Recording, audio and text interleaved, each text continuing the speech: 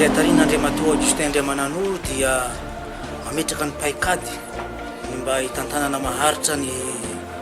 hariana anaty rano sy ny jono ka anisan'izay ny ty atrikasa ity izay atao eto Antsirabe manomboka androany ka hatramin'ny asabotsy dia ny fikirakirana ny antontan-kisa na ny antontan-kevitra azo antoka sy mafonja dia antoka fampandrosoana ny firenena sy ny fametrahana ny paikady maharitra ny fitantanana ny hariana anaty rano sy ny jono.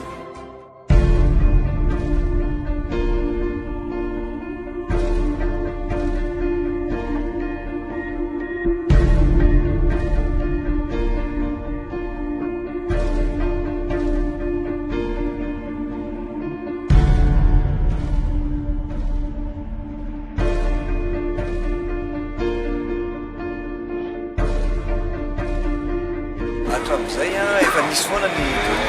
statistika zany fa eto zany ny tanjo dia arak'izay mivoatra foana zany ilay ataontsika hoe stratégie akana an'io zavatra io